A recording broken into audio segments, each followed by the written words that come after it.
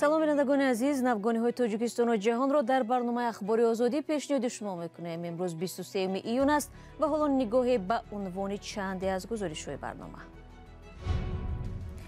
афғонистон бузургтарин заминларза дар 20 соли ахирро пушти сар намуд. ин офати табиӣ асосан рӯстаҳои дурдасти вилояти Пактикоро вайрон кард.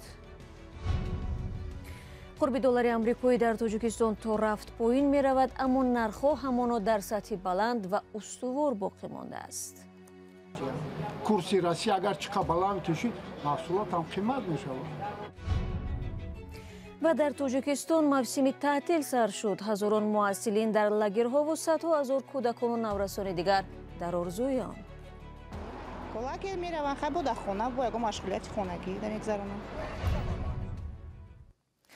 дафтари ҳамоҳангии умури башардӯстонаи Созмони Милали Муттаҳид гуфтааст ба минтақаҳои Афғонистон, ки дирӯз аз зилзила осеб дидан, маводи ғизоӣ ва хайма мерасонад. Ин идора дар хабарномае зикр намудааст, ки мардум фавран ба дору, сарпаноҳ ва маводи хӯрокворӣ ниёз доранд. дар айни замон Кумитаи байналмилалии Салиби Сурх баён доштааст, ки ба ҳимояти ҷамъияти Ҳилоли Аҳмари Афғонистон ва дигар муассисаҳо ризокоронро барои кӯмак ба зарардидагон омода кардааст. субҳи имрӯз ҳукумати Толибон аз ҷомеаи ҷаҳонӣ дархости ёрӣ намуд. идома дар гузориши Каймарсиятто. сокинони вилояти Пактикои Афғонистон рӯзи панҷшанбе қурбониҳои заминҷунбӣ як рӯзи пешро ба хок месупоранд. ин заминларза, ки нирӯмандтарин такони замин дар 20 соли ахир номида мешавад, ба 6.1 дараҷаи ченаки Рихтер баробар буда, субҳи 22 июн ҳаёти камаш 1000 нафарро аз байн бурд. беш аз 1500 каси дигар маҷрӯҳ шуданд. пажӯҳишгоҳи миллии зилзилашиносии Амрико навиштааст, ки маркази заминларза дар 44 километрии ҷануби шарқи шаҳри Хуст дар наздикиҳои марз бо Покистон қарор дошт. хадамоти наҷот кӯшиш доранд, ки мардуми офатзадаро бо маводи ниёзи аввалия таъмин намуда, маҷрӯҳонро ба шифохонаҳо баранд. соати 2 шаб заминларза оғоз ёфт. садояш мисли раъду барқ буд. тамоми моликияти мо аз байн рафт. ба мо каме кӯмак расонданд. ҳоло дар хайма ҷойгир шудаем. хонаи мо пурра вайрон шуд. мо ба хона даромада наметавонем. агар Толибон кӯмак накунанд, пас мебинем, ки аз дастамон чӣ меояд. амалиёти наҷотро вазорати мудофиаи ҳукумати Толибон дар Афғонистон раҳбарӣ мекунад. ин фоҷиа ҳукумати Толибонро, ки бо сиёсаташ дар нисбати занону духтарон дар инзиво қарор додааст, бо чолиш рӯбарӯ мекунад.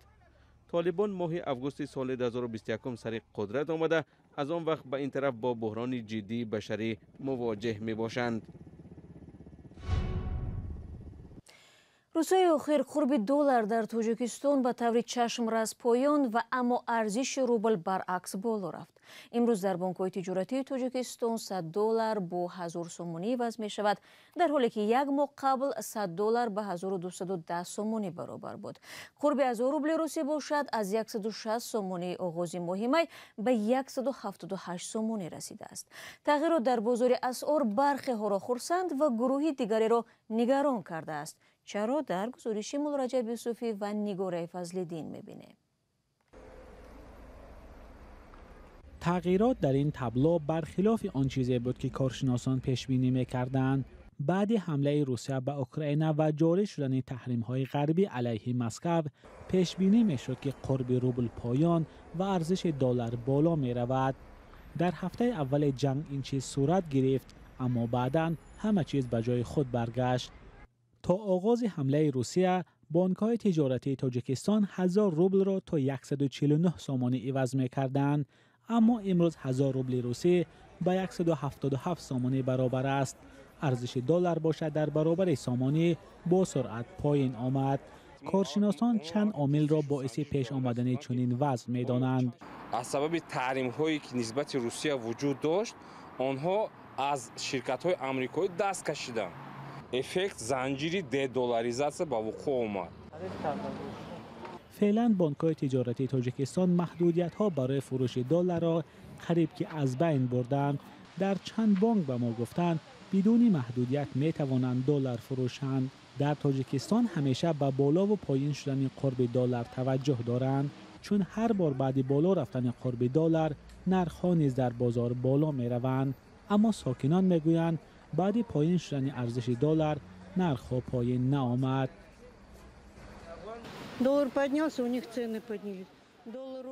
доллар боло меравад, нархҳои онҳо низ доллар поён меравад, нархҳо не. Мардуми мо то 5-6 кӯдак доранд. Намедонам онҳо чӣ гуна ба сар мебаранд. Ин фоҷиабор аст. Бояд мақомот ин мушкилиро зери назорат бигиранд. Намедонам, шояд онҳо дар дунёи дигар зиндагӣ мекунанд.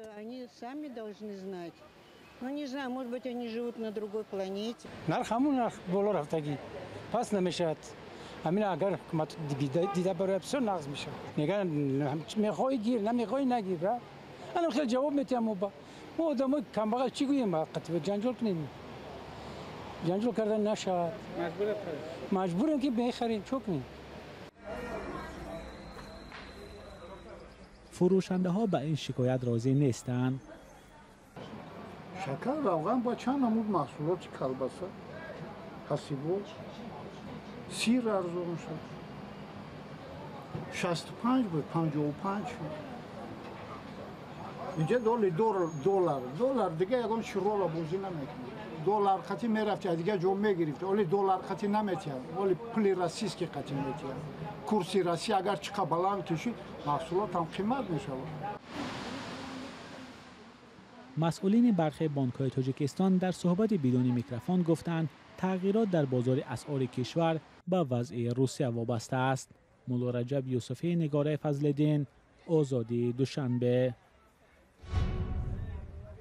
گزارش بود درباره کاهش قرب دلار در تاجیکستان. در همین حال بانک ملی قرقیزستان اعتراف کرده است که در بازار اسعار این کشور حالت‌های نارسایی دلار نقدینه موجود است و بنابراین نمی‌توانند طلبات مردم با آن را پوره تامین کنند. این اظهارات بانک در پاسخ به مراجعت‌های ساکنان برای گرفتن مبلغ از نظام‌های بین‌المللی انتقال پول نشر شده است. با گفته مسئولان بانک، نارسایی دلار نقدینه به دلیل عملیات‌های شخصانی علیحده حقوقی و واقعی پیش آمد که دلار غیر نقدی را به قرقیزستان وارد کرده در بانک‌های داخلی کشور نقدینه می‌کنند و دوباره به بیرون انتقال می‌دهند. عملیات‌های مذکور گویا با مقصد به دست آوردن درآمد حناتی از حساب فرقیت قرب بین روبل و دلار میباشد.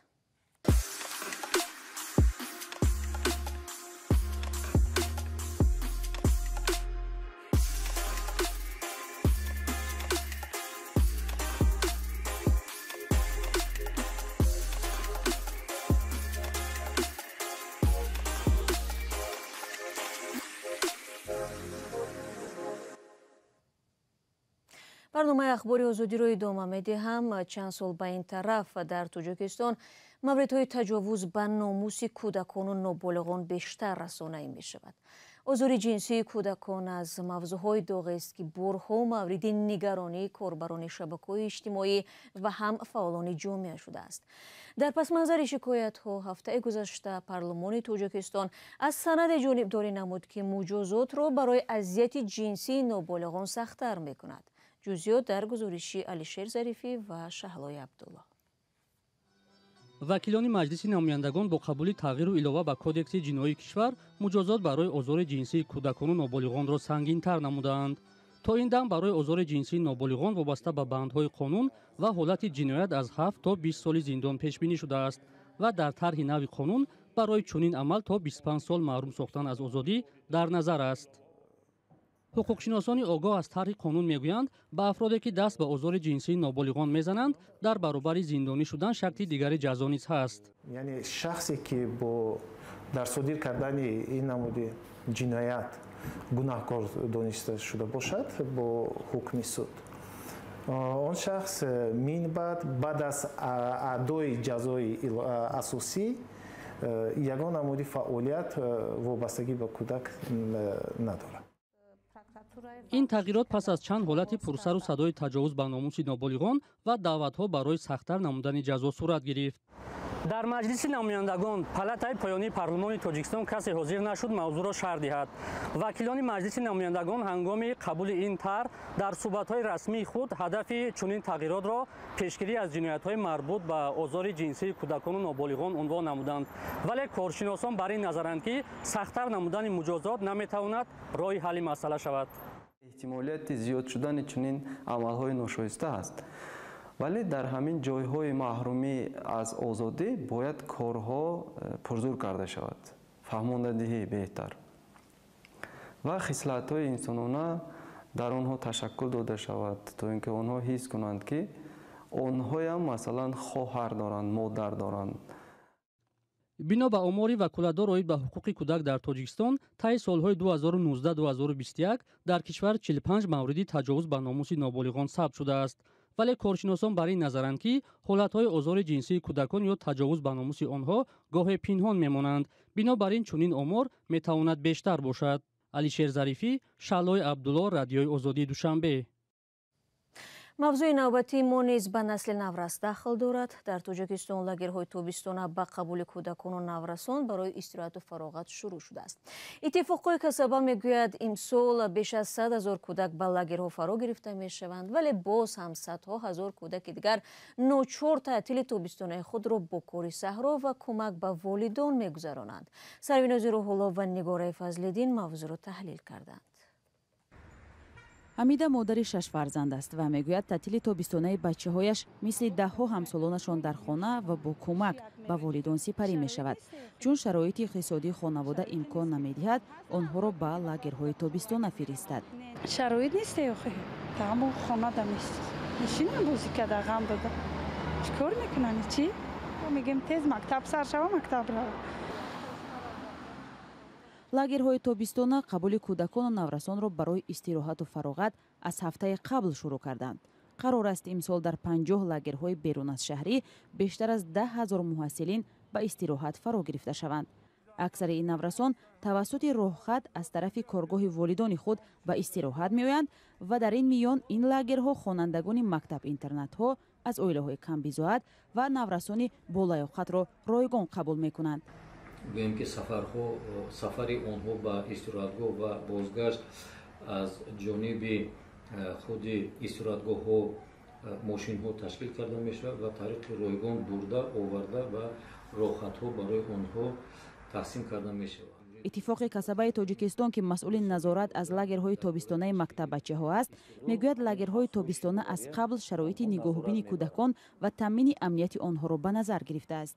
مسئولین میگویند در برابر لاگرهای بیرون از شهری شبانه روزی امسال همچنین 160,000 کودک در لاگرهای نزدیک مکتبی روزانه به چاره‌بینی‌های سالمگردانی جلب کرده میشوند.